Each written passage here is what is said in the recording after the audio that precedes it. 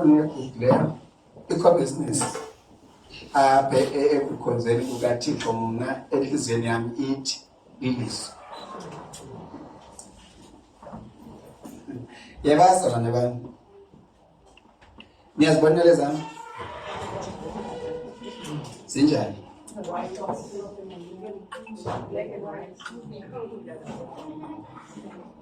Si-black and white.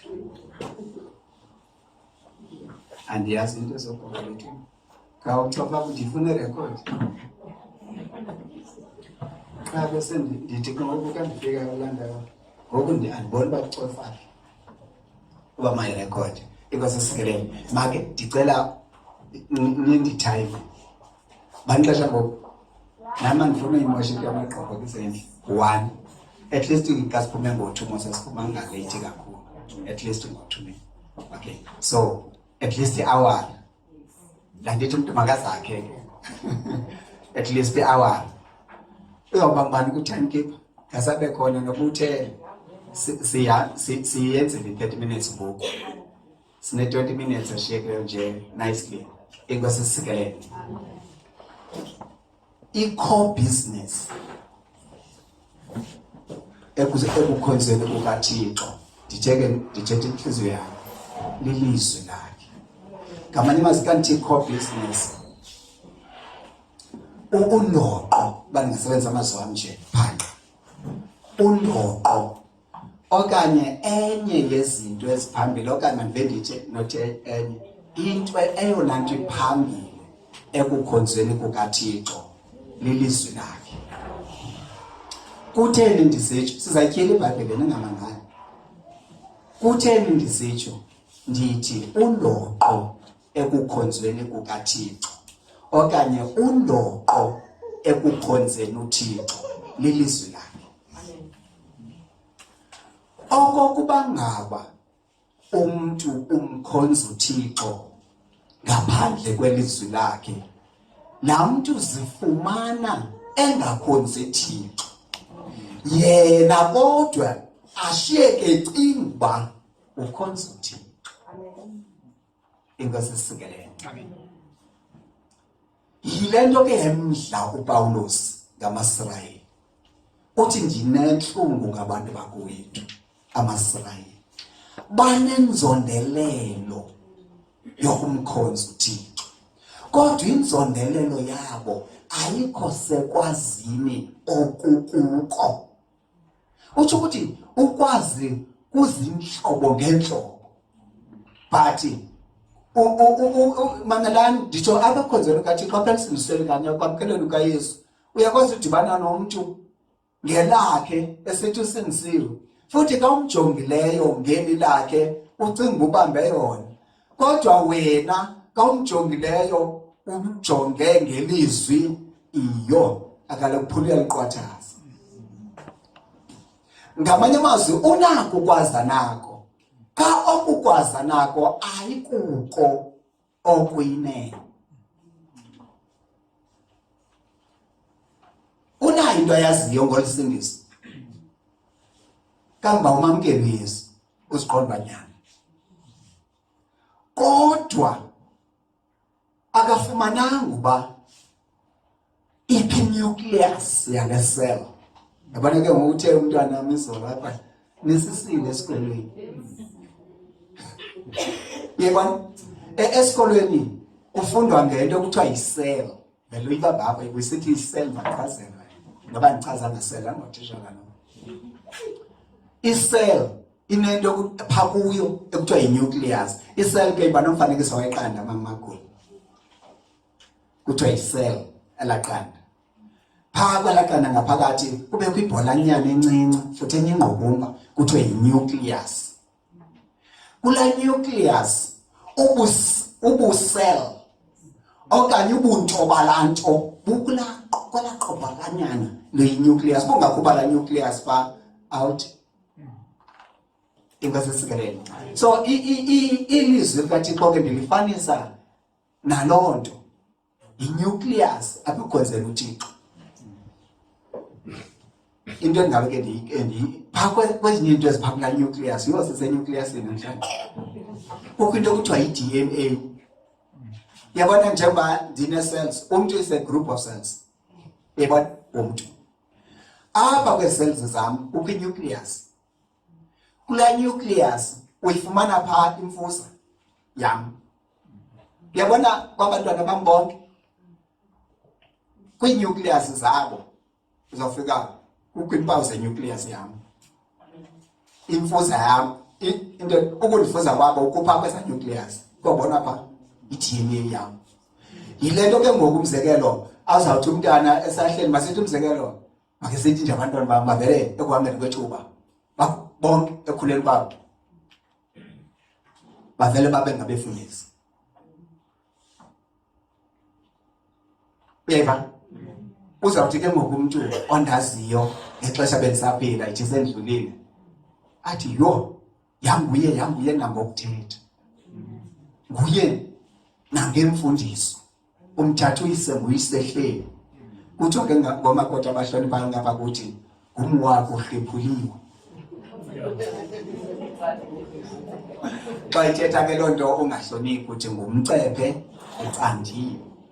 Mose umcephe liselwa phambi kokuba ube ngumcephe kukho ithange kuthiwa lisele nomlomo omde lewafakwa kuwo amasi phambili. Wawuyane ke ngelaa xesha ucandwe phakathi ukukhutshwa yonke laa nto ingaphakathi solelweni. Yayizijagi zelaa xesha sasakhula kwakuthiwa ngumcephe. Yaqala masithi ke ngoku lo xa udibana nalo mcephe ulapha ihafu enye ingaphaya xa ufika kulaa hafu ingathi ibeyishiya ngumcephe ucandiwe.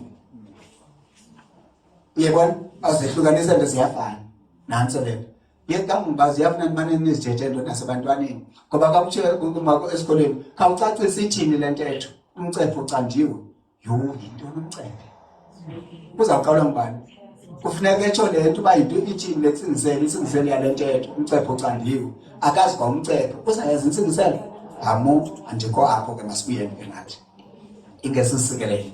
So uhle ke ngoku laa nto ithi ke ngoku apho ndikhoyo kodwa yiyo ndithetha yona ngqo ndithetha le nto kule ndawo sawutyhila kuyo. Uba ndithi ilizwi likaThixo lingundoqo ekukhonzeni kwethu Thixo, ngoba ekukhonzeni kwethu Thixo senza uThixo, sithetha uThixo. Ngoku sikhonza uThixo sifumana siphila impilo kaThixo. Kweli lizwi likaThixo i-DNA yakhe iphaya bandingatsho ngawamamazi. Andiyazi ke ngizothi imfuza okay bethe JK imfuza okay imfuza kaThixo nansi elizwini lakhe. Ubufuna ufuza uThixo nansi elizwini lakhe. Imani ke ndizobuza umbuzo ke ngoku. Okay ngenxa yale ntshayelelo ke ndiyenzileyo singaze siye phaa kwafu ndenza kunganifanalazi kakhulu time ke mamelani ke ningimamela nyanya nonke nihleki akekho ozelayo. Ningasikuphi isiqinisekiso soba akekho ozelayo?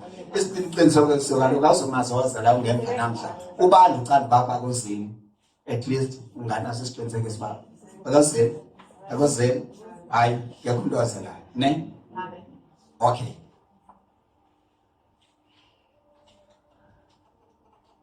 uyayibona uba benzenza kuze mbuzo kanini hayi ndiyacela ke niwuphendule lo mbuzo. Sathatha ngobudlamini akekho apha endlini ne. Number 1 phambi koba ndibuze sithatha ngobudlamini akekho apha endlini ne. Okay ndifuna uba bakhona bake baphakamise isandla abarhalela uphila usindiso olufana nalaa tata kuthiwa ngudlamini lo mncinci lo athi kanibeza umdi apha athi uzizi nankuya ngihloba senjubana andithi makuphakamise abantu abaphila usindiso lunje. Andikafiki apha ndisathi abarhalela. Ndenzela uba umntu angathi tyhini athi ndithe ndiphila olunjeya andisenzi into kanje. Abarhalela bakhona ne niyarhalela nyani Okay, masiyeke ke. Ndifuna ke ngoku abarhalela ukwenza izinto masithi nje apha ebomini bakho umuntu athi kayiphilayo aphila ubomi obuqonda uba hey ngase mani kuvela umzalwana apha kum njengoba impilo kaDlamini.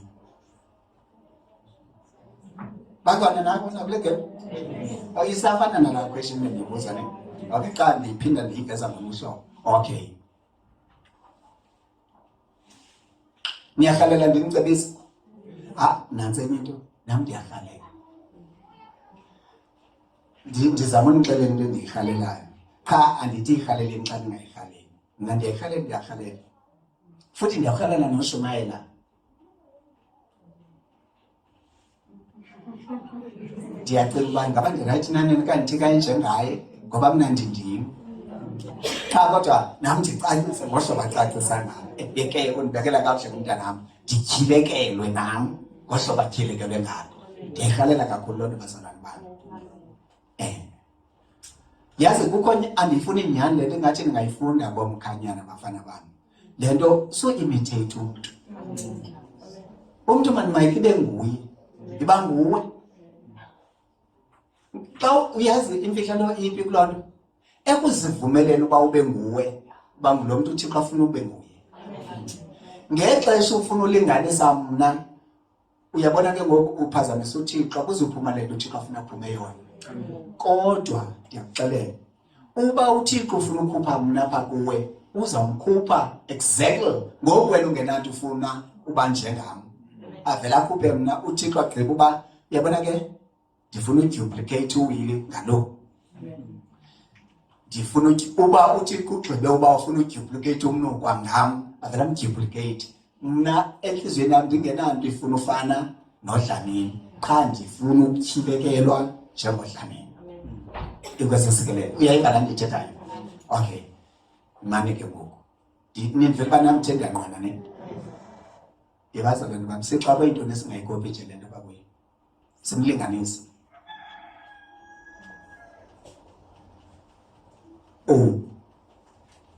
Uba ndifanele uthwalo elifanele lukanokwaneleyo ndithi ndingajiji iqhiya yam ngohlobo bajije ngalo. Nantsi le nto ndiyithethayo. Uba ndifuna uba neqhiya ebotshwe ngaphambili nditheni ndingasuke ndijonge namhla uba andiyonqena umbuzo uba uyijije kanjani, ndiqonda uba abaneqhiya ezibotshwe ngaphambili njengozoja xa kuthwalwayo ndiyothwala xa ngwesibili naye. Ndikopela apha kuyo uba ujije kanjani nam njije ngolahlobo.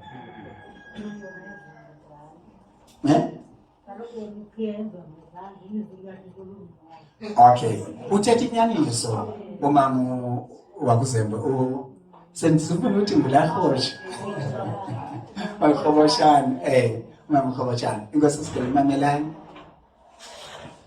Impazamo eyenziwa ngabantu abaninzi leyo yokuba amjonga umzalwane othile amlinganise, am-imitate, azame uba nguye. Nditsho noba uyithanda kanjani indlela yomuntu somlinganisa. Funda into emenze wanje. Uzawuba njalo. Ndicela sityhilele iBhayibhile zethu kwincwadi kaYohane chapter 8. Uthi uYesu ndinalento i-sharing nje kum ihlala apha enhliziyweni yami ingenavezi ye apha ebomini bam bana uYesu wayenomdla esekhona apha emhlabeni wokubana xa engasekho azashiye uYesu ebonakala ephila phakathi kwabantu. Ephila phakathi kwabantu ngabantu abo baphilayo. Athi uYesu kubunguThixo. Isixelele kwincwadi kaYohane 1:1 wayenguThixo kuThixo ngasekuqalekeni ekhona. Angalahlekwa ukubana le nto ingenzeka kanjani. Futhi akuyifumaneni kwakhe le nto uba ingenzeka kanjani angasokolisi nokuzisokolisa obana abese esithi abantu mabenze izinto ngale ndlela enza ngayo. mamela uYesu uthe hamba ngenye imini athi angafuna ungena emzini uthile bangamvumeli. Bathi abafundi kuye, kutheni inkosi ungathi masibize umlilo emazulwini vele utshisa abantu? Athi uYesu andinazi uba ningabomoyo njani. Andinazi uba ningabomoyo njani. Uyabona abantu abagrantanga isicelo sakhe. Kodwa nangona abasivumanga isicelo sakhe ne enguThixo, engumnini. Kodwa akathi ngenxa yalonto mabatshatyalaliswe.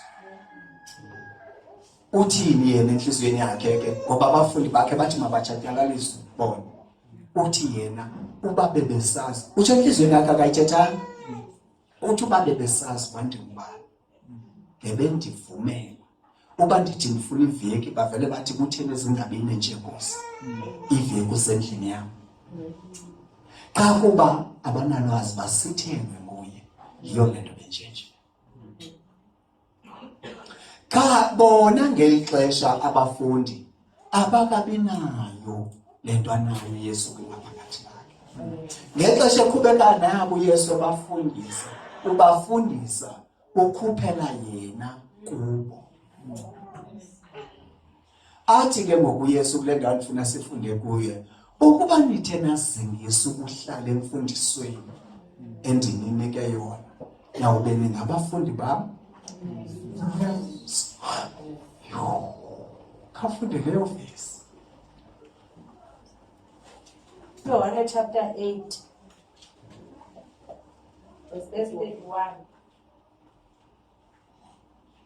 Ubesithi ngoko uYesu kuloo manzi akholiweyo kuye, ukuba nina nithe nahlala elizwini lam, noba ningabafundi bam inyaniso. Amen. Unomca ukuthini yena kayithethe? Ke ngoko uYesu wathi kumaJuda abebeyithemba kuye, ukuba nithe nazingisa ukuhlala nisenza okunje nifundisileyo, niyakuba ngabafundi bam benene. Uyayiba? Mamela ke ndifuna ubambe le ndawo ke ngoku. Ukuba nithe nazingisa nahlala le mfundiso endinikeze yona, niyakuba ngabafundi bam benene. Uba bendingutitshala ke sesikoleni bezawuthi Phawula benene ngomgcana phansi. Utsho ukuthi apha phakathi kwabafundi bakaYesu kukhona abafundi bakaYesu benene, bakhona abangangobenene. Mamelani, iBhayibhile ithi bazalwane bam, akukho nto entsha phantsi kwelanga. Uba ngexesha uYesu wayephila emhlabeni abafundi ababekhona phambi kwakhe wayethi xa ethetha nabo athi kukho abenene, kukho abangabenene, ayizange yaphelela ngela xesha lonto, isekhona nakweli lethu ixesha. Ithini kweli lethu ixesha? Bakhona abazalwane bamamkela uYesu bathini, kodwa abangabafundi bakaYesu benene. Bakhona abazalwane kule mihla esiphila kuyo bangabafundi bakaYesu benene. Sibehlukanisa kanjani ke ngoku? Utsho umbuzo. Abanene nabangangaba benene. Seyisixelele le vesi. Abangangabo abenene abahlali ezimfundisweni uKristu aziqhubeke ezinika bona. Abazibambi, abazigcini, abayiboni luxanduva lwabo ukuba bayigcine loo nto ibithethiwe kubo. Incwadi yeDuteronomi ithi uThixo wababizela kuye abantu bakhe amaSirayeli entabeni eHorebe ukuze abavise ilizwi lakhe, ze bona bafunde ukumoyika ngalo. Ngamanye amazwi uThixo xa enemfundiso akunikeza yona, injongo zakhe nomdla wakhe ayikokuba amapha phambi kwakho uThixo akwazise lento akwazisa yona nje kuphela. Kukuba wena uthathe uxanduva, uthathe lento ayithethayo kuwe usebenzise yona ukuhlobana naye. Inkosi sisikelele. Mamelani ke ndinibalisele le ndawo. Phambilini phaya ukuthi ukuhlala kwakhe lento ndithi uYesu wayenawo lo mbono futhi ucacile uba ufuna athi ngokusengekho ashiyeke phila phakathi kwabantu kubonwa yini. Ndiyakhumbula phana ndisasandula usindiso ndandiye ndimjonge uDlamini lo umhlobo wam ndiqonda uba mani yeyi ndiyalithanda olu sindiso lale Nkosi. Ndiyayithanda le ndlela enza ngayo izinto, but andikwazi mna ukwenza ngohlobo enza ngalo. Wayendiqwela ngamaxesha okubana ufumanise into yobana into ayibone ngohlobo sihamba kunye, but ndibe ndiqonda uba ohlobo ayibona ngalo le nto lohlobo elirayithi lokubona le nto kuneli mna bendiyibona ngalo. Ndikhumbula ke ngoku ngenye imini eShumayeli athi ukuchaphazela into efana naleyo, ukuyicinge le nto yokokubana khangeleni ingathiyozela mamuyi, ukuyicinge okanye iqaphela le nto okokubana uthi uhleli nomntu okanye athi umntu kuwe akubonise ngento ongayenzanga kakuhle, athi xa ekubonisa lo mntu indlela ebimele uyenze ngayo le nto, uthi nawe xa uyijonga kakutsha njengoba ethetha ngayo uqonda uba yeyi nawe ngokwakho uyayibetha wena le wenze ngayo indlela, uvumelana naleni ubana yiyona yokwenene. Nike niyiqaphele loo nto. Uthi kuDlamini eShumayela ngeyoliswa ngalo mini athi ukuzibuze ke ngokumbuza ubana bekutheni wena uzungayicingi ngolahlobo. Wathi asawutsho enhliziyweni yami ngathi hayi mani, kwalo mbuzo le ndoda ubuzayo kwawona nje ukwelinye izinga, ngoba mna nyanzange ndibe nayo le nto uba ndibe ndiyiqaphela le nto ubana ewe nansi kundibonisa indlela eyiyo yokuyenza le nto and nam ndive ndibone nje uba inyanisile. Kodwa zange ndibe nayo into eyicingayo ubana bekutheni mna ndingayicingi ngohlobo ayithetha ngalo. Ye ndiqonda uba kwayenye kwali, ndiqonda yezange ndibe nayo loo nto ibuzayo futhi kwakutheni ke athi uyayazi uba kwakutheni ungayicingi kwayileyo kwaloo nto. Ndiqonda uba ndimamele kakuhle ngomdla uba ndiyafuna ukwazi uba kutheni. Uthi kungoba ingqiqo yakho ayihlaziyekanga, ayizukwazi ingqiqo engahlaziyekanga ukuqiqa hlaziyekileyo. Ndiqonda uba ngqo ayikwazi. Yiyo ke ngoku le nto uThixo avele athi ethetha nathi ekuqala nje okanye kulaa ncwadi yamaKorinte athi musani ukumilisa okweliphakathi, yibani kumila kumbi ngokuhlaziyeka kwengqiqo yenu. Mamela ke qwalasela le nto ke ngoku, musani ukumila okweliphakathi, yibani kumila kumbi, yibani kumila kumbi kanjani? Ngokuhlaziyeka kwengqiqo yenu. Uzawuthi umbuzo uze kuthini ke ngakho? Ithi ke yona iBhayibhile, ukuze ukwazi ukukucikida into okuyiyo ukuthanda kukaThixo, okulungileyo, okukholekileyo, nokugqibeleleyo. Kasilapho isinika intando zikaThixo zibe kwi-levels ezintathu intando kaThixo. Mamelake ithi pha makube kuhlaziyeka ingqiqo yakho ukuze. Xa into isithi ukuze ithi ngamanye amazwi uba ayenzekanga leyo kuqala awuzukwazi utsiba leyo kuqala ungayenzanga, uzofuna ukwenza leyesibini.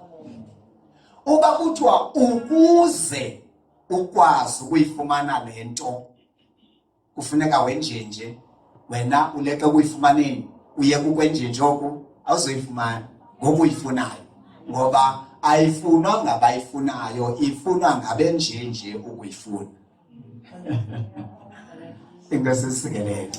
Ndithetha nzima esingathi ndithethe kalula kodwa siyafumana.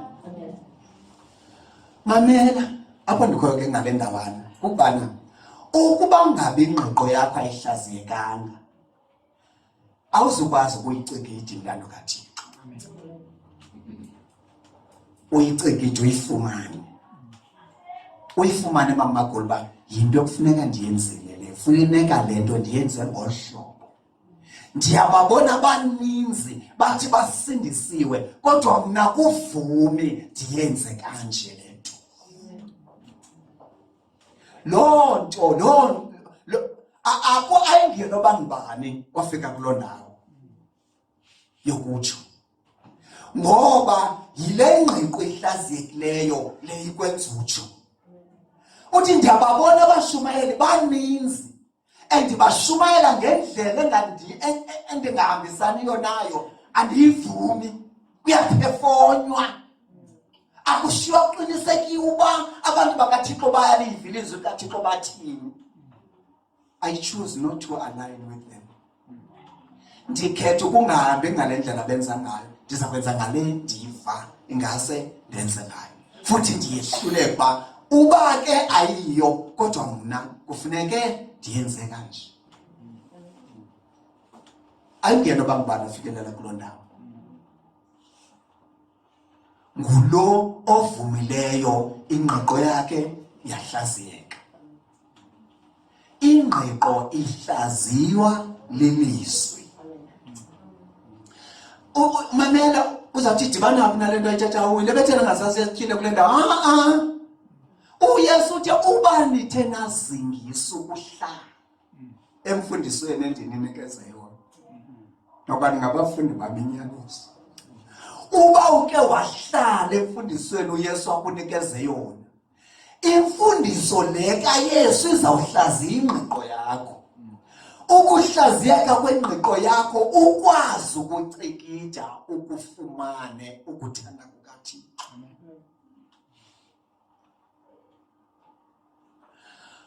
Futhi ekukufumaneni kwakho uba yinto okufuneka ndiyenzile le, nditsho zihlobo zam noba kufika bani kanjani efuna ukususa,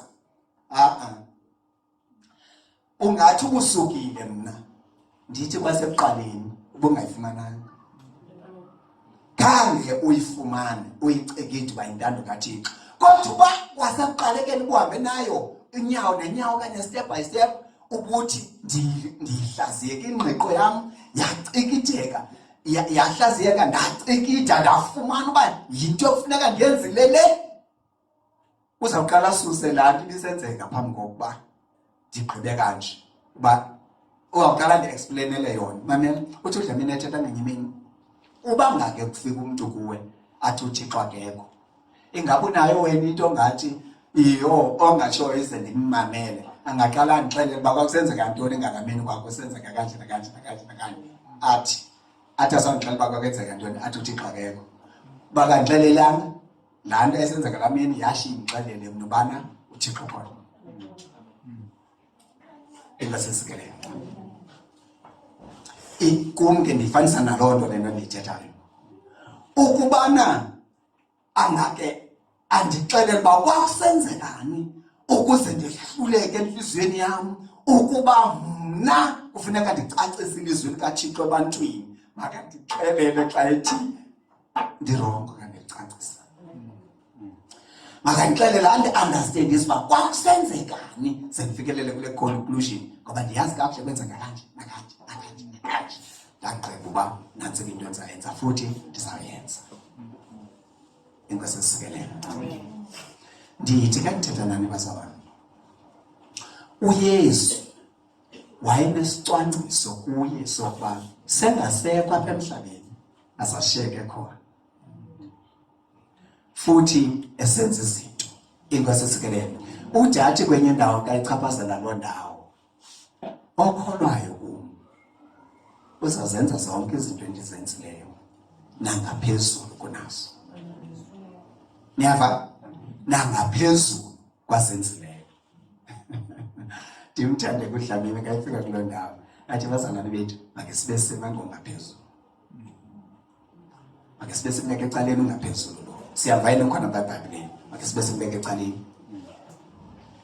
Sibeke ecaleni sithi sibe siqwalasela uba ezazenzileyo sizenzile zonke. Awukwazi kaloku ufuna itop up. Ungakhange ube nawo kule level.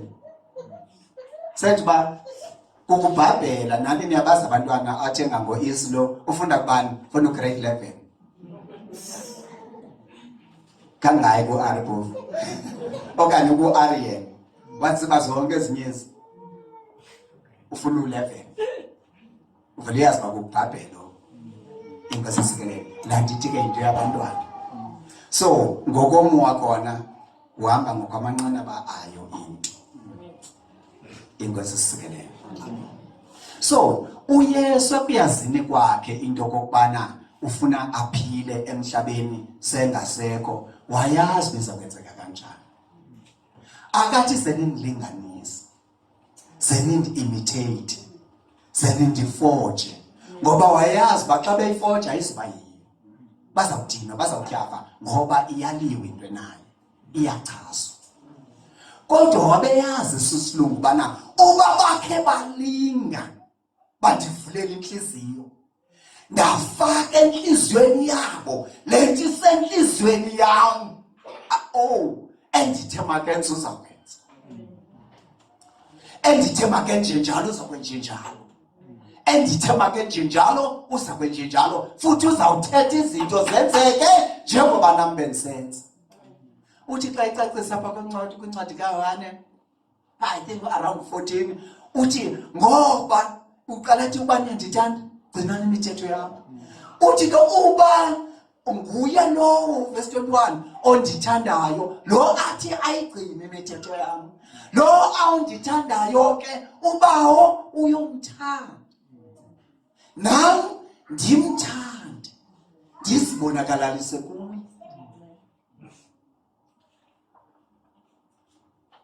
Umthanda kanjani? Ngogcina imithetho yakhe. Ngoba ugcina imithetho yakhe wamkela ubuyena.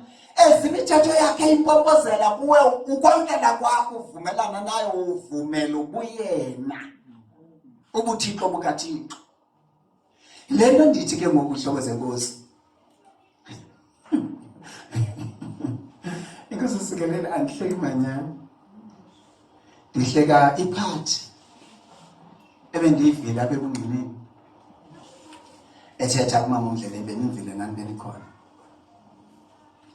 Ndikhumbula ke into ebangela uba ndicinge loo nto, ndikhumbula kwenye igame ndisithi akuncedi nto ukuzenza le nto ungeyiyo. Ndiyicacise ngelithi ngoba noba ungazenza le nto ungeyiyo uzawushiyeka ungeyiyo ngapha kokuba wena usithi uyiyo.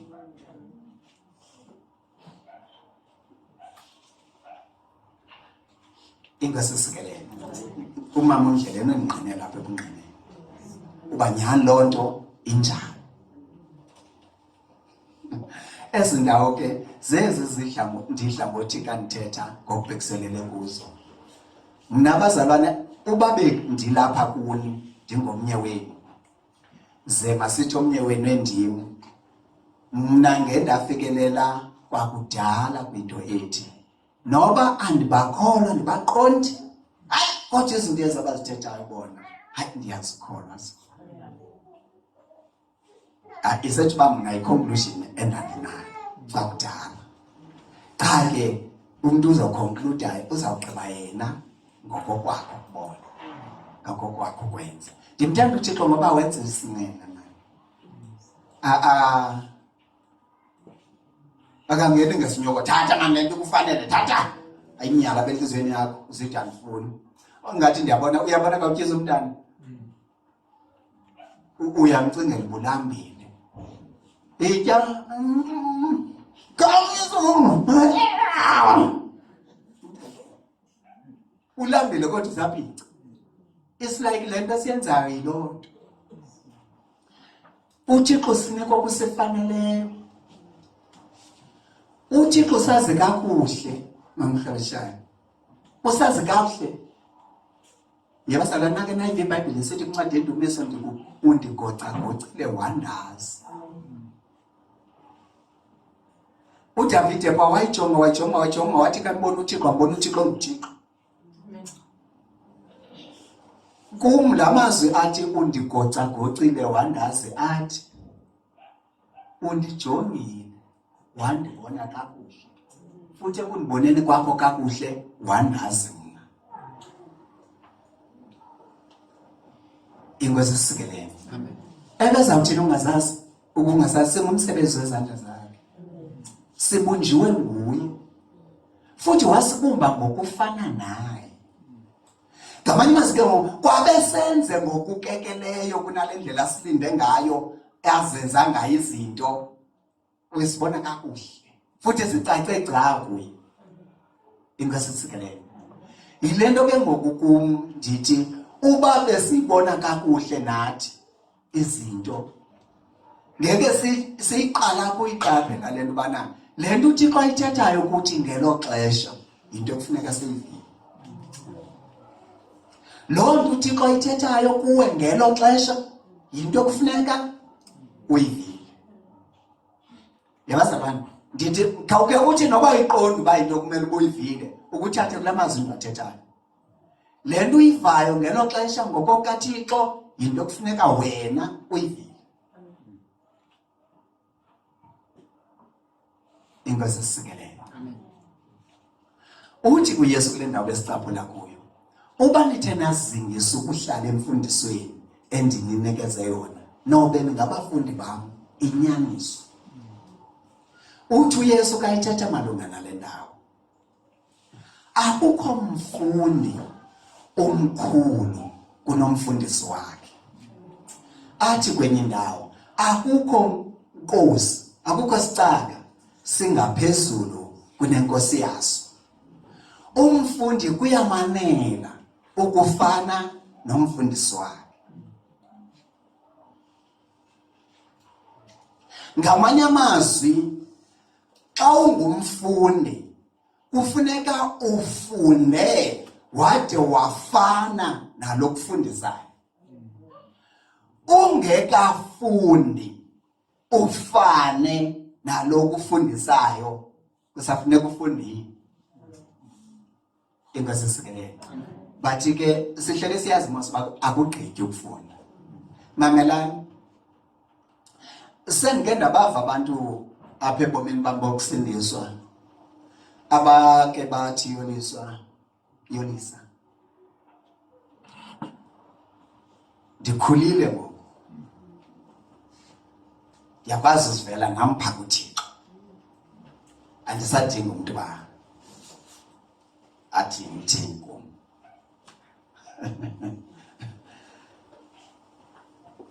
Owayethethele esigezeni ngelento wathi hayi kaloku ayililo laxesha nandingazinto yonke into ndiyiva kuwe nami ndiyakwazi uzivela apha kuThixo.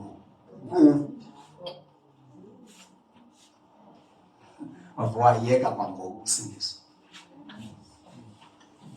Wayekiswa yila attitude abenayo. Mamela yabona xa uthe wanethuba mina uhleli nami hayi ngikhaya ndiyakwazi ukubuza mna ndithi Nkosi uba ndisisaye ingqondo yami sandibambe kakuhle engathi ndiyakhumbula usindiswa Sishumayeli. Athi ngamanye amazwi yena nto ndifuna iveza apha kuwe usindiswe emva kwami. Athi ndithi hayi ngisakhumbula kakuhle. Ucingo bakhe uye wafika ngeqitha ndawo napha ekuqondeni uThixo. Ngoku njengoba sekubonakala uThixo umqonda ngaphezu kwami. Andihalela ukwazi. Senje ba nami ndiyafunda hlobo senkosi. undirhalela zikwazi loo ndawo undigqithe phi ngoba ndicinga uba ke ngoku ibiyimele uba mna ngeyam ingqondo sithi xa sinokungabonisani sobabini sibabini uke ukunike ke ngoku i-benefit of doubt egameni lokuba bendisindiswe phambi kwakho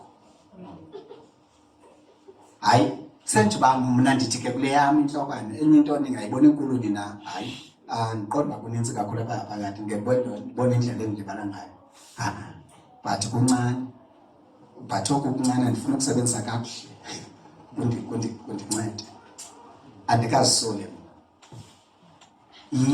ndandifika kwezo ndawo ke xa ndandiyane ndithi ndiyifumanisa uba umister into uyenze kanje mna ndibona kanje ndithi okay ndiyayiyeka ngoko nangoko le uba ndibona ngakhona ndizawuhamba nale ayenza ngayo ngoba ndandinalaa nto ithi kwa olu sindiso sendikwazi udisayida ngalo ndancedwa ngalo nguye xa eyibona ngolu hlobo liphambeneyo neyam make ndingayithembi le yam ndawubuyela kamva xa ndibona uba hayi kwale yakhe ayiyo ndibe ndihamba nayo futhi ndiyithande ngoba yayibazi izinto oqonda uba bekungalula uthatha le yakho qha ndiqonda uba ndiyayiyeka ndihamba naye ekuhambeni kwam naye ngale ndlela yakhe ekufumaneni kamva tyhini yayiyona yona ndandibhatyaza mna ngolahla boyibona kanjani so mna ke ndiyena ndithi ke hlobo zenkosi indlela uThixo athe wandinceda ngayo ndagqiba ngayo ekungazini kwam ndiye ndithanda umcebisa nomnye bangagqiba ngayo ingaze imxhase naye angasoli inkosi isikelele qha ke kodwa kuba inkosi iye yaba nawe kakhulu uyaqonda was understanda wagqitha izinto hayi ungahamba ngaliphambi kwakho kodwa uzikhumbule lithi iBhayibhile zonke indlela zendoda zithethe emehlweni ayo kodwa isiphelo yebo inkosi isikelele mamelani lithiwa ndim ke ngoku ndiba nale nto ke ngoku engaphakathi lam ethi hayi man yazi mamela ndike ndatsho kuni kumatyela ngaphambili bana phambilini ndandike ndibe ndiyayiquestion indlela uMr Mnokwa anovelwano ngayo ngabantu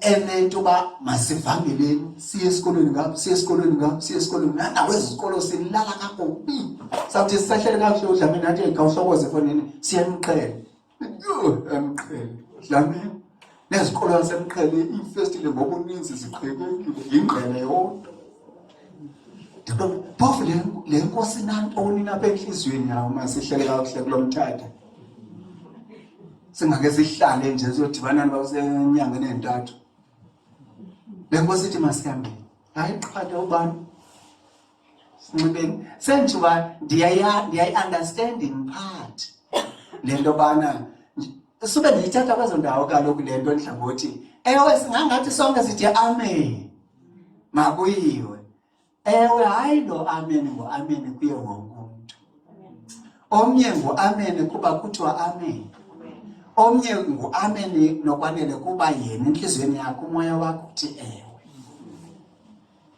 omnye uthi amen kuba isininzi sithi amen ngondawuthini mna ubafana siba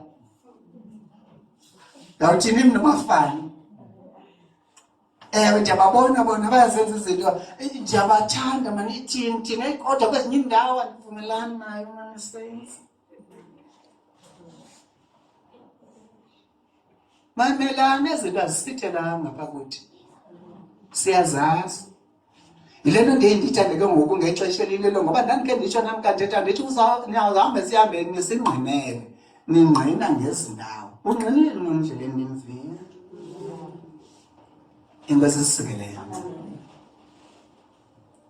asenzisa umntu ubuwawushanyani ke mama kamba ngenyime ndirhalela uba ke ndikubuze emveni koba ubusi lapha phambili uba emamndleleni uyaziva sendiba uyazimamela bawuthetha uthetha yona yena uthetha iBhayibhile qha inkwatsha yazi inkwatsha mos esiXhosa sami senzile yabona umthi wecuba niyabona icuba lesiXhosa hayi lalini icuba lesiXhosa ke niyazi mos landlela libandwa ngayo lithini imake lingekambandwa lithweni kukhweli yawo xa ufika apha emthini lomile lamagqaba apha emazantsi lamagqaba omileyo kuthiwa yinkwatsha la nkwatsha ubuyayithatha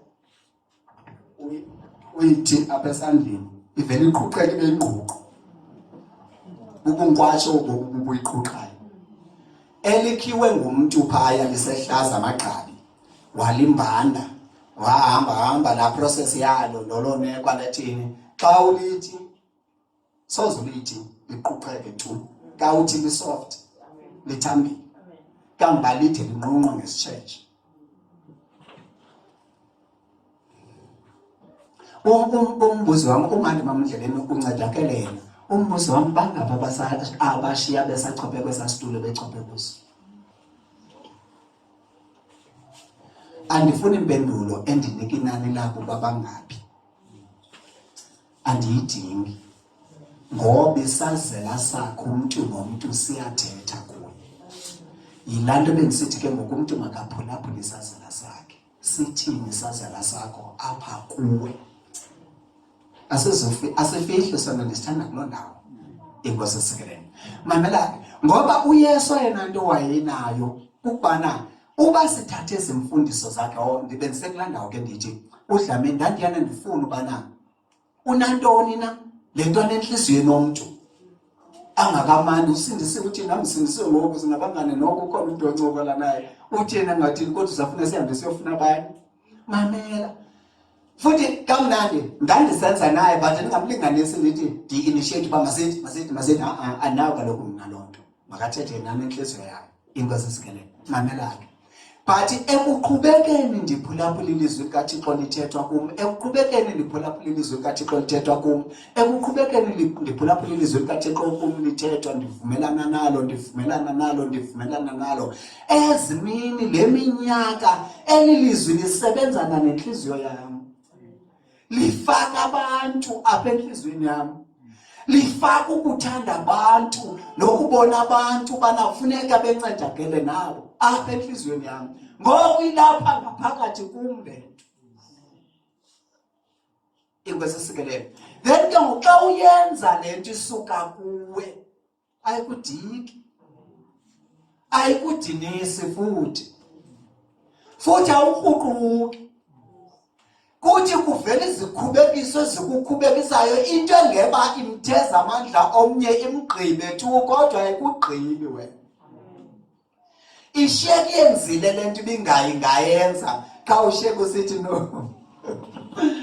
kanti yona nto ndizawuyenza inkosi esikeleni kanti yona nto ndizawuyenza awuqhutywa sisimo awuhambi ngehlombe ngoba i-surrounding zakho sithini kodwa uvimba phakathi lakho ngoba ngaphakathi lakho lilawulwa bubuthixo bukaThixo ngamanye amazwi lemvakalelo ayoyamntu emntwini yekaThixo qha isemntwini ngoba uThixo akazuhle isiqukuquka azokwenza izinto bazalwane xa uzawufaka nenhliziyo ifuna ukwenza le nto afuna yenzeke le nhliziyo iza ngokuba wena uvumelane nelizwi likaThixo apha kuwe elilizwi likaThixo lisebenza ubuthixo bukaThixo apha kuwe ukusebenzeka kwabo ke obubuthixo bukaThixo apha kuwe wena uzawuphila le nto ingaphakathi lakho lifuna yona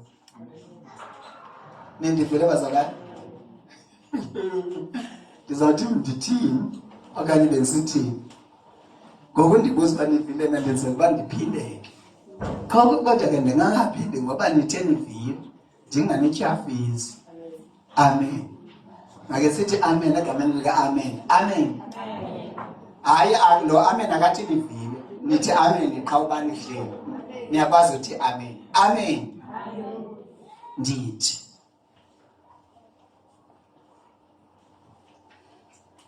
wena uva imvakalelo ngabantu uba kana kufuneka bencedakele. Kangangoba njengoba kufuneka bencedakele, noba ke abancedakelanga uba abancedakelanga, kodwa mabangancedakali kungenxa yesizathu sabo. Bona bayivile into okanye into ebinokubanceda ifikile kubo. Le mvakalelo ayiyo yakho, qha iviwa nguwe. Ayo yakho wena. Lo ayiyo yakho kubana ayakhiwanga nguwe. Uyayiva? Mamela. Ihamba kanye ngalandlela uyolisa bethetha ngayo apha ngaphambili. Ndinemvakalelo ethi yayicabela akacinganga uba ndingathini bethu. Andisayi ngaphambili emthetho. Ndingaya pha ke ndithini? Ndithi ndivanto.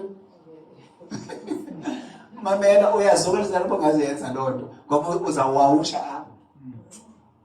Ngoku ucinga uba kanti kayi uThixo ebeke in fact xa usiza usiva lo mvakalelo, leyo mvakalelo uyivayo ayiyo yakho, qha ikuwe, isetyenziwe apha kuwe nguThixo.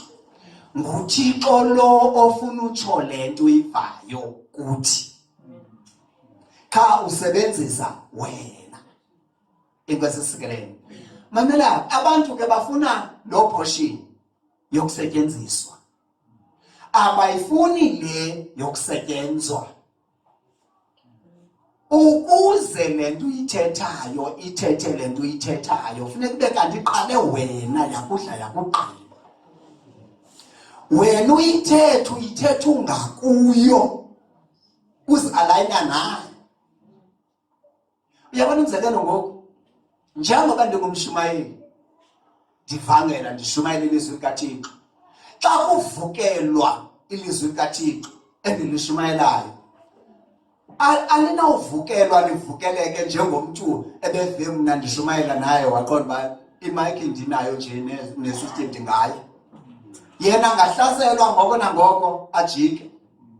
Kanti mna ndizawuthi kanti uyadlala le. Uyadlala lena, iyadlala naleya. Ndiyayazi yona nto kufuneka ndiyenzile nanso. Endizayenza. Ngoba kwa wena ualigne nale nto. Kwenzeke ntoni? Iqale yadla wena phambi kokuba uyoyinika abantu. Inkosi isikelele. Kanti uba ikudlanga ka wena uyivile qha uyikopele, uzothi uyabona banesindezo niziyekela nina, anizukhala ngam ndizile kuni ugqithe. Awungendawo wena uzogqithisa nje umyalezo. Kanti ka ikudlile ugqithisa umyalezo, ubuqonda uba ndiyawuva umyalezo bathi abawuva. Make ndibe nethuba ndithetha nawe. Inkosi isikelele. Abayiboni le nto. Loo nto isetyenzwa nguThixo, ayonto umuntu asuka avuke nayo. Isebenzeka ngeli xesha elekuvumelana nelizwi kusetyenzwa le nto. Uvumelana nelizwi kusetyenzwa le nto. And enye into kaniyamkele hlobo zam, mamelani. Uyabona le verse endidla ngoyikota ethi bonke abanesigqibo sokuba baphile ubomi bokuhlonipha uThixo ngoKristu Yesu bamele ukuze batshutshiswe. Lithwa ndim ke ngoku. Beke nje mkhaya wasithatha isigqibo sokuba ndizawuhamba noThixo ngale ndlela afuna ngayo uKristu endinceda. Uyithathile imali esalayo, ndandisitsho kudala. Uyithathile imali esalayo. Ngamanye amazwi udeclarishile umlo kwicala likaSathane. Suba surprise ke ngoku xa ufika laa mlo. Sukumangala ke ngoku xa ufika laa mlo kaSathane. Ngoba uzawuthi umntu uzawuthini ungamangali xa ufika, uzakwenje nje. Xa ufika uthi bekukade ndilindile. Ngoba bendihleli ndizazi izenzo zam zithinta into enje. Ifikele kudala ndilindile. Xa ifika ke ngoku ingakuthatha by surprise, awusurprise yeki mos. Awushiyeke sithi surprise yedwa. Inkosi isikelele. Xa ifika into ubulindele ubana xa ndisenje nje kungenzeka kanje, xa kusenzeka uthi nako uphinde uqhubeke nohambo. Inkosi isikelele. Ifune ke izinto ehlobo zenkosi. Mamela uthi uYesu ndinixelele kwaphambi kwelixa ngezindawo. Ukuze xa zisenzeka zenikhona. Ngamanye amazwi ukuze xa zisenzeka niqiniseke ukuba bendiyithetha le nto bendiyithetha futhi bendiyithetha ndiyazi bendingafafathisi. Lithiwa ndim ke ngokwehlobo zenkosi. Ukuba ngaba sivumelana nalo verse 31 siyamkele yabona zonke izimfundiso angangathi kwindumiso ebengathi suke santinga kwindumiso sawuwa emthethweni ebengathi suke saqhuma emthethweni sawuwa kwiDeuteronomy zonke zililizwi likaThixo zisebenza into enye uba sibe nenhliziyo kaThixo kwingaphakathi lethu enemvakalelo yokubana wonke umuntu makayazi uba luxanduva lwakhe esisiqo uba makamoyike uThixo ayigcine imithetho yakhe. Loo ndawo yeyomntu wonke. Inkosi isikelele. Asikubana ngoba awuzathi omnye hayi mina ndibizelwe ngovangela akekho umuntu ongabizelwanga uvangela. Tu wayenathi kudla emsekayithetha kudala banixesha ayikapheli 2 minutes indawo 2 hours hour yam 33 yonzame kahle. Inkosi isikelele. Mamela awukwazi yabona wayethi uDlamini obethetha ngaloo ndame wayethi uDlamini kudala ukuba usindiso lwakho lwanele wena umnandi ngokusindiswe wena umnandi ngoba kuhle kuwe umnandi ngoba izinto zihambela kakuhle wena umnandi bazonke izinto mntasekhaya zithi zivumelana nale ndlela ofuna ngayo luthandabuzo ba lulu olulika Kristu kalu question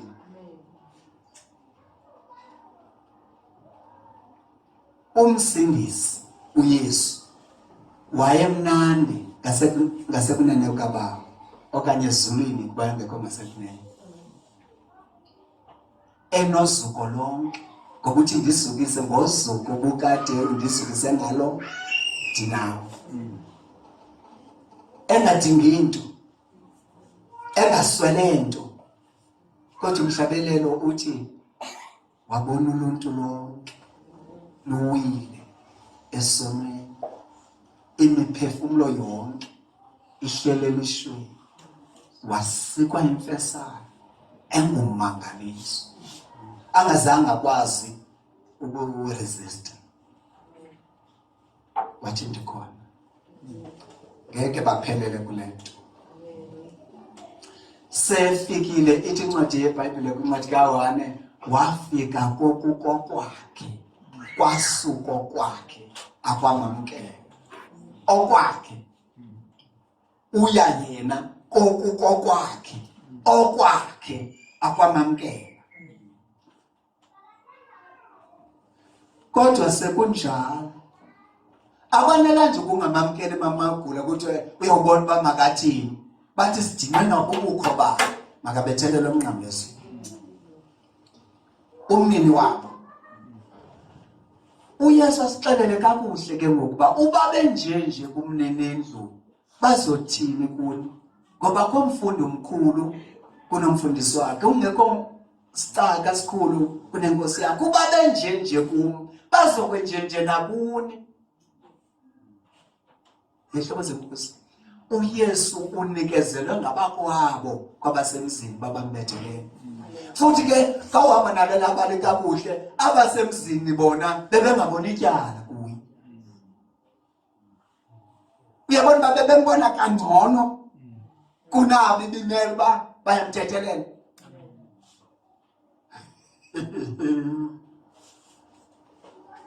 ithini lokuthi sisilungu uza ukungabonwa right ngabazalwane aba ibimeli imeli babona bayi-back up yakho. Basuke bona ibe ngabo abaphambili ekuyiseni wena. Yenzekile njalo kuYesu. Kumthezepha amandla okho. Sele semnqamle ezweni. Uthi bawo baxolele kuba bayazi into abayenzayo. Akanangxaki nabo.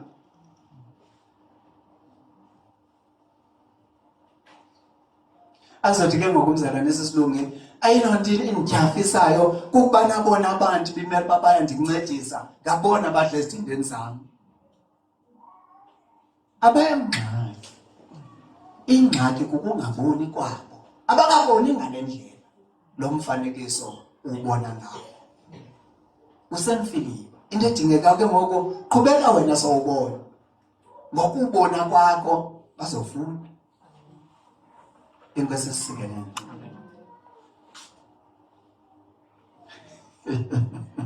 Hayi ndakamloka akho ndimkhuthaza njengobana mna into ifike ndiyilindile. La nto ithi bazana njengoba sifunde iBhayibhile nje asifundeli uba singabunabuthongo okanye asifundi ukuba sidinga into yokwenza. Ufunda iBhayibhile ubufunde apha kuyo. Then ka uyifunde la Bhayibhile wafunda kule nto ukufundisayo nalaa nto ibithethwa ngumzalwane apha ethi makasifumane umyalezo kule nto ithethwayo. Ake siyifumane imessage kule nto ithethwayo ithini le nto. Hayi ndilahlekiwe mna uwini namhlanje siwalibhit uthetha apha. Oh ndithetha apha nabethu. Ingasisikelele. Namyali ngangathi ndinguzwele ke namhlanje. Ndithetha apha kube nzima ukundimamela. Uba ayiconnecteka apha kuwe enhloko. Nansi okuyingxaki. Ingangathi ndithetha apha. Ingasisikelele. Ngoba yona nto ndiyithethayo yile besifundayo nobana uba uthe wasingisa ukuhlala emfundisweni uKristu amnikeze yona. Uyawubeke lo ngumfundi ngenene. Kwenzeka ntoni? Uthi uYesu futhi kwenye indawo naye niyakuyazi inyaniso. Utsho kule chapter. Yaye inyaniso iyakunikhulula. Yile nto ke ngokuthi usawulazi ilizwi likaThixo likukhulule. Kuyo yonke into ibingaze uzifumane uphantsi koxinzelelo ngenxa yayo. Ingasisikelele. Wo intoni ekhululayo uyi-understanding. Kutheni esenjinje? Intoni ingxaki kaMamphele bathetha ngam kanje? uMamphele ngulonda ndimncede ndenze ukuthi. uMamphele ngulonda ndimcebise ndenze ukuthi. uMamphele ngulona kutheni yena ngenamcebisa xa ukudingeka xa ndibone into engenzi kakuhle. Siba nengxaki uMamphele. uMamphele akawungxaki. Ingxaki yindlela azibona ngayo izinto. Nyandiva? Bethuna. Nake nayo iBhayibhile sethi asilwe nenyama negazi. Kodwa ngamanye amaxesha kasibake bandihlekisa abazalwane. Bathi asilwi thina nenyama negazi. Silwa nemimoya, omagulu, kwezaphezulu emazulwini indawo. Thuthuzi ubani yena sizakuthetha. Ubani yena uyabona ke? Yaya. Awuyazi ba kwalona ndisayifuna. Uyidibanisa nobani? Andisayifuni. Hayi mhlobo wami uyabona ke? Ufuna undenzele inantsika. Ingicaphukiza kwalento uthi mhlobo wami uyazi ubani ithini into yami phakathi kwami naye. Umbuzo wami ke ngokumnandi. Uyayiqonda laa nto ithi asilwe nenyama negazi?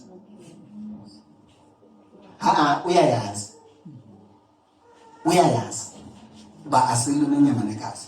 Umbuzo wami uthi uyayiqonda laa nto ibithethwa namhla esithi siyaziqiqana ezi zinto. Uyaziva ukuthi ilelo ke ndiyena ndithi ke ngamanye amaxesha uyaziva ukuthi ngoba indlela othetha ngayo iyaphikisana nendlela izinto ezenza ngayo. Ngoku mna indithathe ke ngokulento indibeke kuthini kwa ezi zinto wena uzithethayo awuziva. ngoba uba ukuziva ngongenzi ngale ndlela wenza ngayo. Kutheni ndicinga ngolo hlobo? Ithi iBhayibhile kwincwadi yemindumiso, ukwenza okungendawo kwabangendawo kuthi akho ikaThixo emehlweni akho. Ithi yonke ke loo nto ithetha uwile, ithi loo nto. Eyona nto ithetha kakhulu apha emntwini yile ayenzayo kunayithethayo. Niyandibasha kwezenkosi? Eyona nto ithetha ngqo emntwini yile ayenzayo kunayithethayo. Nditsho noba ngathetha kamnandi kangakanani, uba ukwenza kwakhe kubi lo mntu mbi, eyona nyaniso ngaye.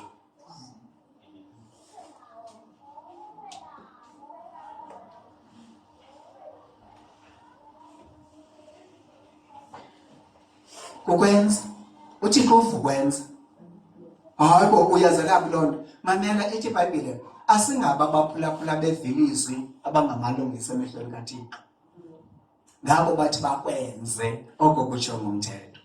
Ngamanye amazwi belilungisa kuThixo ayikho kuphinda yonke laa nto uThixo beyithetha, kukwenza yonke laa nto uThixo beyithetha. Liphinde lithi ilizwi likaThixo, musanoba ngabaphulaphuli nabevinje belizwi kuphela nizidephisela.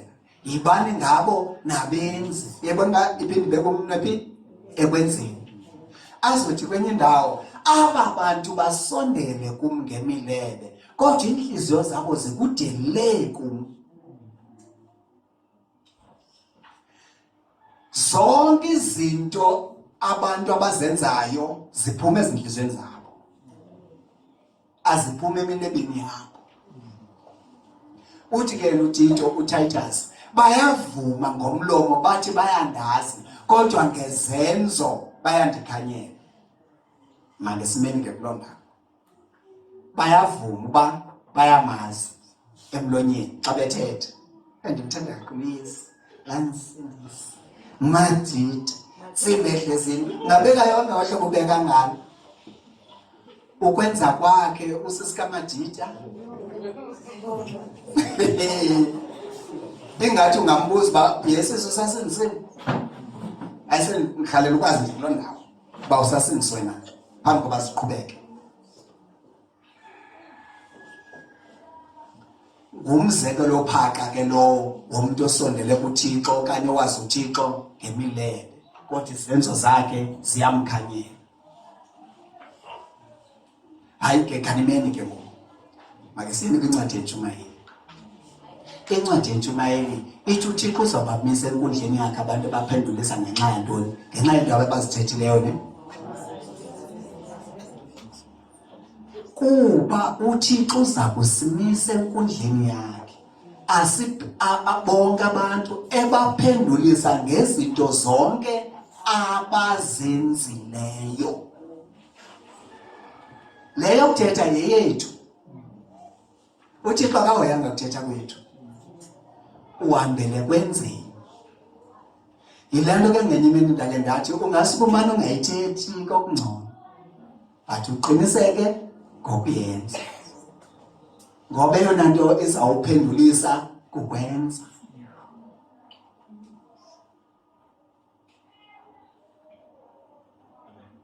Mamelani. Hayi inowasenza kwehla ngoba andikapheli semekakuhle ne? Yo ithi 1408 ya. Andicatshulisa mose ukuthatha ixesha elide mamele izwi likaThixo. Kuyanicabukisa? Izwi lantoni yalo? Isiyezi. Yo. Hayi ke. Abe sinokozela ngasiyeki. Inye ntandazi noba ndiyafuna ukuthatha inguqu efanele ikhona bethuni. Noba umntandazi umuntu uzayipha phambi kwala pulpit. Futhi le pulpit le ingathi senzele uchuku. Oh ithe yakhona ngoba hayi yahlala imessage zibande.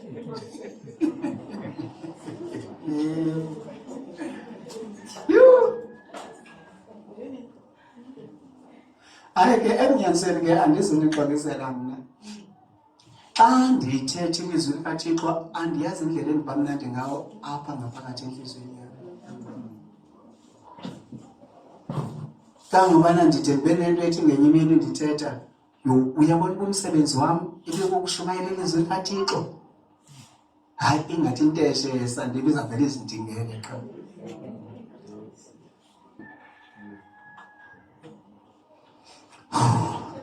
Mhlawumbe nami ngake ndithi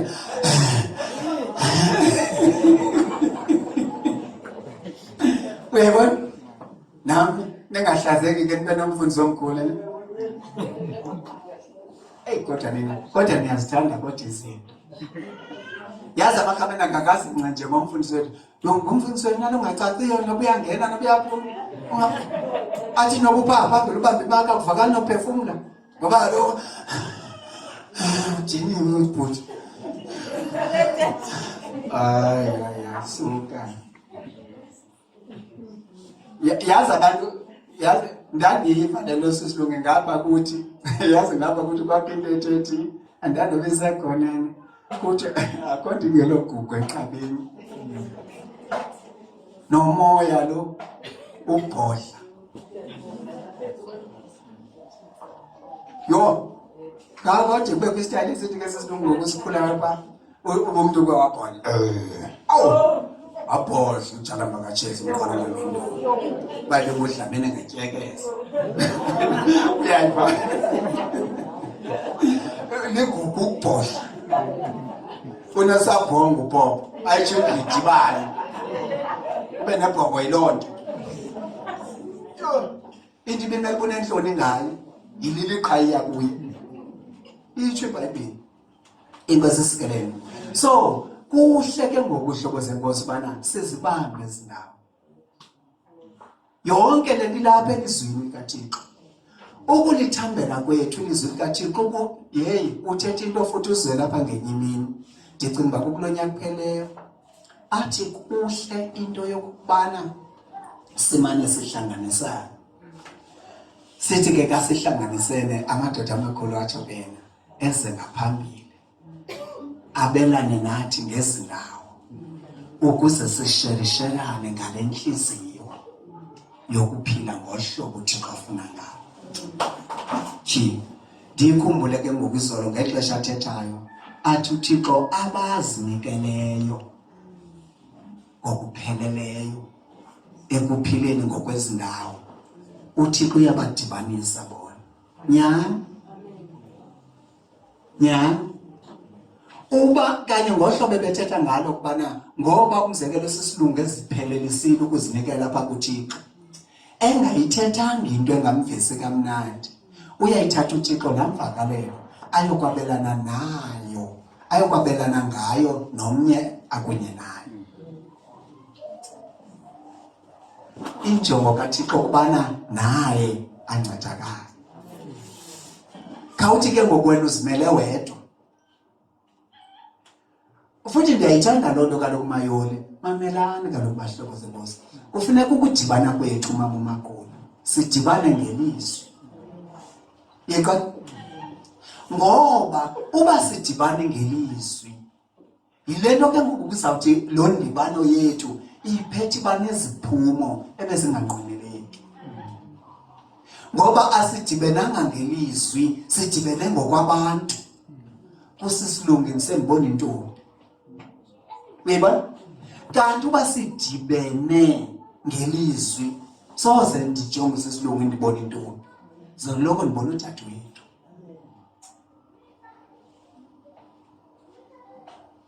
Ingesikelele and ndimthande kubuThixo ngoba ugenuine ke kwelo cala la ndithi uliqobele akasoze andidibanise nosisilungi ndingalunganga into yasikayenze ukubana amenze usisilungi angathambi phambi kwami.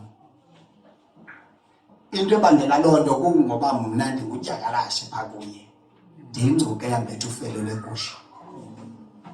Yile nto ke ndidla ngothi ke kanthetha malunga naloo ndawo sukulinga umntu umoya wakho ongamamkeliyo umamkele wena.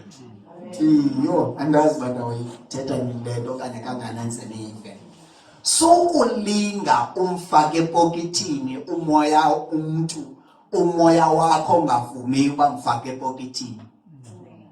Utata wakho wathetha ngapha kuthi wathi umuntu ka ungaqinisekanga ngaye mfake kule pocket lapha ehembe enza ukuthi ka ugobayo awe andithi kaloku wena ngelapho ungabonke abantu ngabathanda mfake kule pocket ke uba uthi usawugoba ungenyuki naye ngiyeke phansi ayonhlobo oyifaka epocketini ngiyeke kanjani ngoba ndiyafuna ukuthi abantu abaninzi luphelela kuloo nto usindiso lakhe onqe nobafana elo xesha uvumelana nongenawo ndiyana ndithi ke kanithetha ayinguwe lunga wena uthi ulwe nawe uLisiba into ethini into yami but uba nayi andifuni yakwela gama lento nithi andimgenyi uba ndizimisele mani umvulele inhliziyo yami but akangeni enhliziyweni yami phelela ke kule ndawo bana mna ndimvulele inhliziyo yami cha akangeni andizomfaka akangeni nje kanti bangayivula ke mama umsula ungeni ndithini ndikunyanzela andizomnyanzela ngoba uba ndikunyanzele kaloku kufuneka xa uthi nyova ke ngoku bendihlele ndinyamezela lo kanti bendikunyanzele mna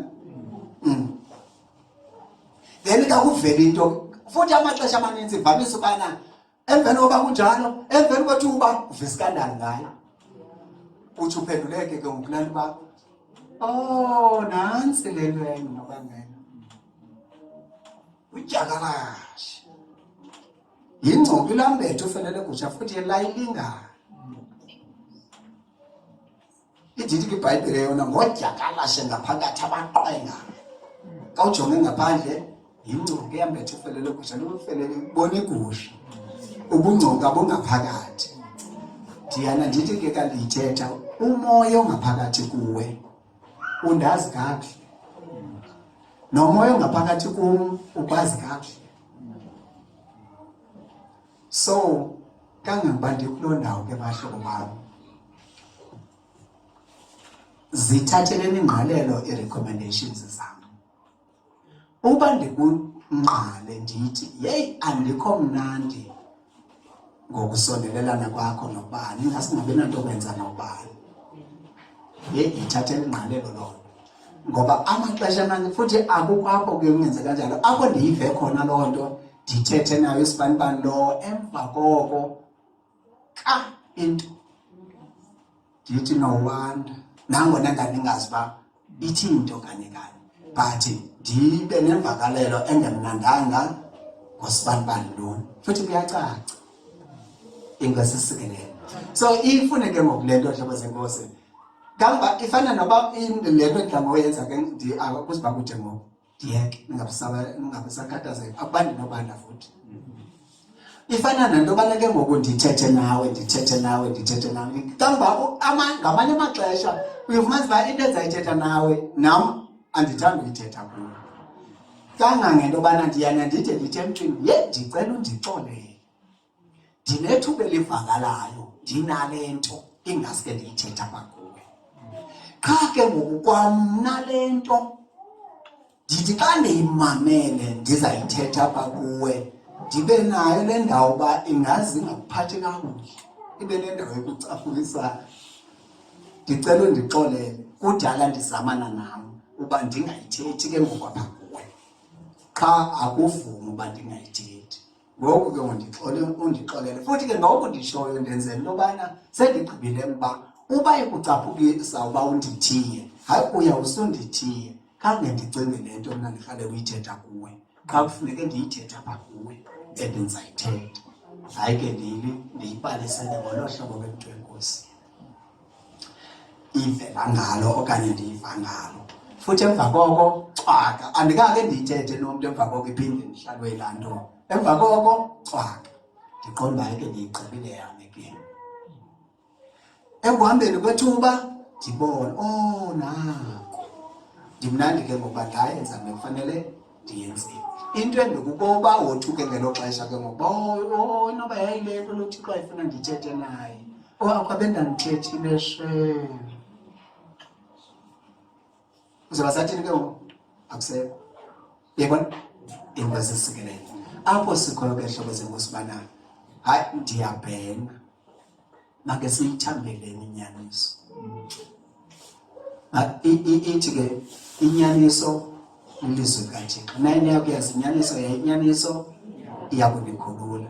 Uthi kuYesu bawo bangcwalise ngenyaniso lilizwi lakho inyaniso. Ila nhlambuluko ke besithi ulandile ilizwi liyasihlambulula.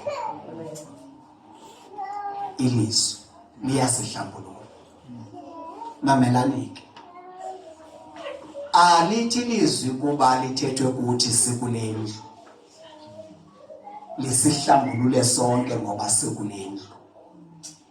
Kakufikela kule ndawo yoba umuntu ahlanjululwe lilizwi.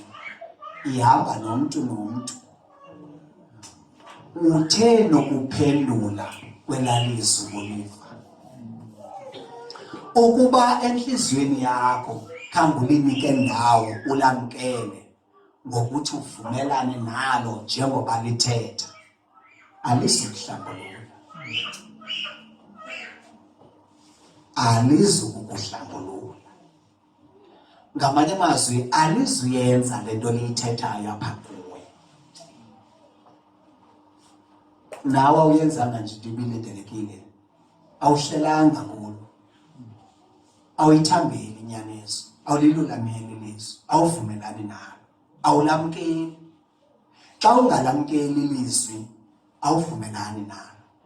And ifune siyiqaphele ke ngokulando ndicinga ibithethwa ngamhla aba bantu baphikisa ilizwi. Ngusipashine uPeter lo bethe wakho uPeter noJudas. Babe ngabaphikisi belizwi bobabili. Mamela uthi athi uDlensi indawo angakhange ayithethe uNokwanele. Akunandaba noba uliphikisa ilizwi ngomoya omhle noba uliphikisa ilizwi ngomoya ombi kaJudas. Kodwa iziphumo zokuphikisana nelizwi uzadibana naso zona. Futhi zizawuzapha kuwe wena ubuphikisa ilizwi. Kufuneke ngokuba sivuselelane ngesondawo. Hayi uPetros akanasiphumo sibi owasifumanayo. Ingabe inhliziyo yakho. Mna ndithi ke ngokuba utsho kanjalo makube zange uve kakuhle. Ngoba kwakuthiwe kobu busuku uzawubetha umelusi siqhabalake izimvu ngoba okubhaliwe kufuneka kwenzeke. Wathi uPetros yena bangemka bonke ndiyababona. Kodwa mna apho ufa khona ndimntu sebesifecala kwakho. Wathi uYesu yho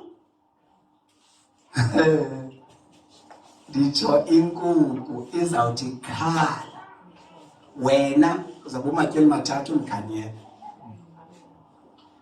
Wazibizela le ndawo udathi uMshumayeli kayithethayo.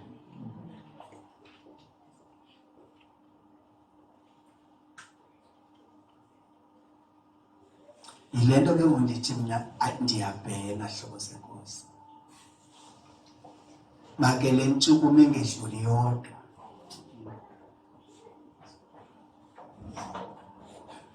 Ndihlekiswe yile ndawo ke ebekwayicephu lomzalwane apha. Sakumnaba kuyizolo na ke ngoku naba kuyizolo. Ethi ekuhambeni kwabo uThixo amaSirayeli ahamba athi thina sifuna ukumkani.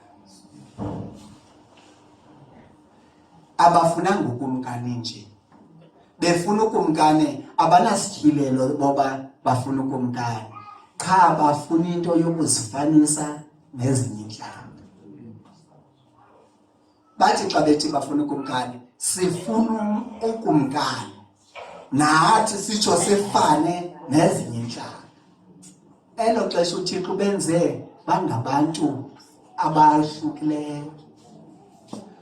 Into ngeko ngasamehlo avuleke kuyo ukubana ezinhlanga bafuna ukufana nazo zona zihlalela ukuba ngabo, ngoba zithi xa zithetha ngabo akukho hlanga lunoThixo ohamba nalo njengoThixo kaIsrayeli ezinhlangeni zonke zehlabathi. Kodwa abantu bakaIsrayeli bona bathi sifuna ufana nezinye inhlanga ezi, sifuna ukumkani. Ungathi wena hayi yenzeka apho lonto, asitsho thina. Nathi sifuna ukwenza izinto njengamanye amabandla. Ugqibile ufuna ukumkani njengezinhlanga. Nathi sifuna ufana, abanye abazalwane kwamanye amabandla bagorgeous, bayiyo yonke lento bafuna ukubayiyo, umfundisa kangomqobo phambi kwabo. Ulahlekwe yinto yokubana wena uluhlanga olungcwele, uhlanga isizukulwane seyinqaba, isibingeleli esibukumkani, wehlukile. Hayi nathi sifuna sike sikhululeke, sisuke kule ngcinezelo, nenyama yakho mayityiwe. Kuthiwe ungcwele wena, ungazidibanisi nento eyinqaba. Bayayitya nje abanye abazalwane, and yi-worship team nomfundisi wabo bayancedakala. Umprofeti waphaya, inyama yakho yi-choice yakhe. Yintoni esehluke ngayo? Because izinto ziyenzeka. Angithethanga loo nto mna. iBhayibhile xa ithe singcwele, asingazidibanisi thina naloo nto. Ndidla ngoba ke ndicinga uba ndithetha kakuhle xa ndithi uba ukho mnandi ke ngokuthina ngale ndlela esenza ngayo. Ilula le nto, ukhululekile uye kule ndawo kwenziwa izinto ngale ndlela uzifuna ngayo okanye ngale ndlela uzibona ngayo, ngoba thina samkela le identity yoba sehlukile. Inkosi isikelele. Sehlukile. Ke ngoku kokwehluka kwethu andirhalela uba thina ke ngoku sizifanise namanye amabandla. Akhona amanye amabandla ndiyayazi nje, akhona amanye amabandla ziyenziwe izinto ngendlela esingenzi ngazo. Ndiyavuma kaloku xa ndithi thina sehlukile, and thina siyawuthanda ukukwehluka, sohlulwe ngako kwabanye. Inkosi isikelele. Amen.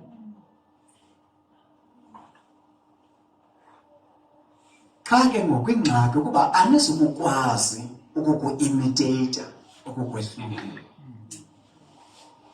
Akukho nomnye, ndiyaniqinisekisa namhlanje bazange ndiniqinisekise, akukho nomnye onokukwazi ukukufoja okukwehluka. Eyethu into ke ngoku ukusigcina singaba bantu singabo. Ikhumbula incwadi ethu lonomnye, zigcine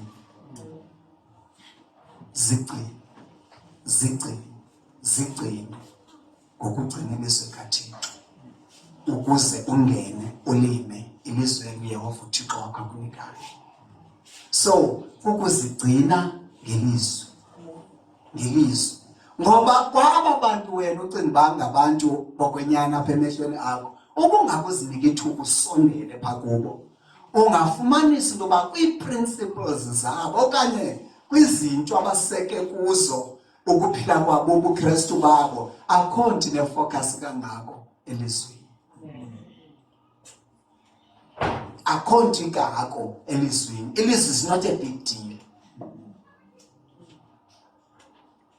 Ilizwi ayiyo nucleus yokusindiswa kwabo. Ilizwi ayiyona nto ekhonzweni kukaThixo. Banento abasubstitute ngayo ilizwi. Banento abamisa yona mhlawumbi zizilwimi ngokwehlukana. Ukuthetha isilwimi kule nkonzo, iBhayibhile khange isifundise kanjalo.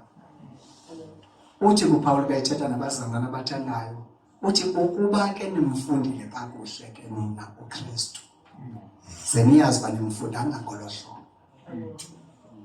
Isizathu uKristu uba afuna uba masifunde kuye kungoba uyayazi ukuba sifunde kuye sizaba nale nhliziyo yakhe. Akazuthi kayithethe ilizwi ukuthi siliquestion ilizwi alithethayo. Akazuthi kayithethe ilizwi ukuthi siyiquestion imessage. Lesakumkhumbula uDlamini kwincwadi yeNdumiso ethi kwabanye abazalwane njengoba kwabanye kumnandi kakuthetha ilizwi likhila izinto linika ukukhanya, kwabanye lidala umbuzo. Ndingayiquestiona le nto ithethayo, ndingayitshallenge le nto ithethayo, ngoba kaloku nikwa ngaba nina nithi usikhuphe ecaleni, ningaba nina nithi. Andithanda ke iBhayibhile kwincwadi yeNdumiso ithi ndifihle ilizwi likaThixo, ndifihle ilizwi lakho enhliziyweni yam ukuze ndingoni kuwe. Inkosi isikelela. Imfihlelo apha ekhonzeni uThixo ukuba nathathe ilizwi lakhe ulifake enhliziyweni yakho okanye ulifihle enhliziyweni yakho. Xa ufihle ilizwi likaThixo okanye ugcine ilizwi likaThixo enhliziyweni yakho, aphansi amathuba uba wone. Ngoba kaloku leli lizwi leliphi lisisibane, lisisibane ezinyaweni zethu, liyakhanyisa emendweni wethu. Idithi kwenye indawo mayoli lapho tyhile ilizwi likaThixo utsho ukuthi qwenge. Hayi lo qwenge uvela ndithathe ke ngokwandise ku-68 athi ulungile wena, ulilungise, ndifundise indlela zakho. Kutheni sithi masifunde? Okanye uDavide etyhile lena uba ndifundise indlela zakho, okanye lambhala etyhile uba ndifundise indlela zakho. Ukufunda kwami indlela zakhe ndizofumana ukukulunga kwakhe. Ukufumana kwami okukulunga kwakhe ndihamba kwezi ndlela zakhe. Inkosi isikelele, ndenza nam ngale ndlela enza ngayo, ngale ndlela ndilindeleke ngayo. Ebazalwane, uThixo makasincede. Andiyazi uThixo makasincede. Ngathi uThixo ndiyaphila hlobo zenkosi ukuba ngesithandazeni wonke umntu, wonke nam ndiyafuna nincede. Ngesithandazeni uyabona lo mthandazo siwenza phambi koba uqala inkonzo namhlanje. Ndihlelwe ndinento apha kuma, andiyazi tu, but ndinento ethi uThixo makasincede.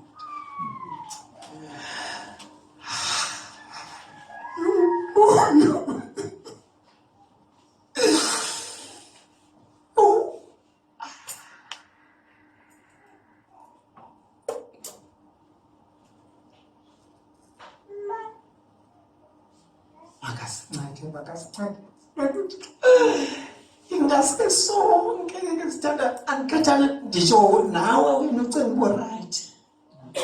Kawuke manje sijoyinana inhliziyo zethu sonke uthanda sizathena ke wena sawunceda ngene right.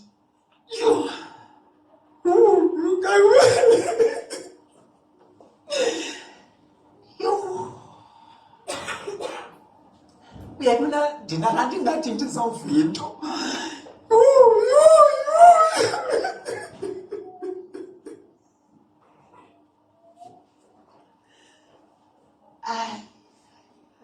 But ndithi ndizawufika kule ndawo ukuthi Thixo makasincede ndisephele negama Yesu.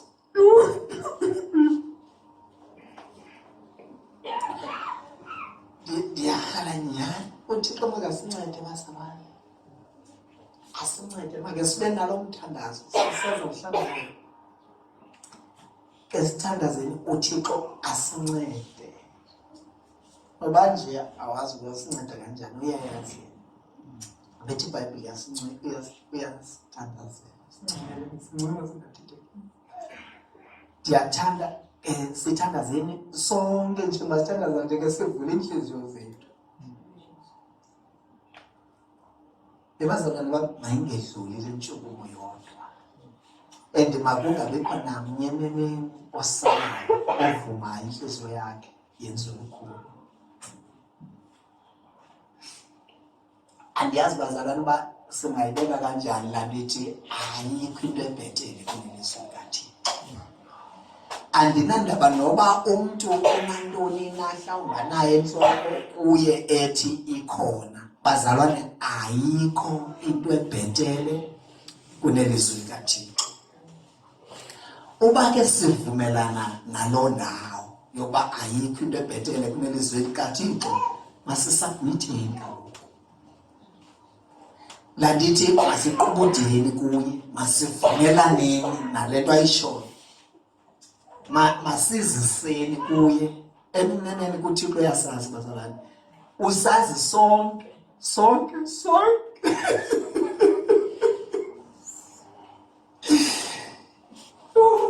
Usazi sonke. Bazalwane, sonke.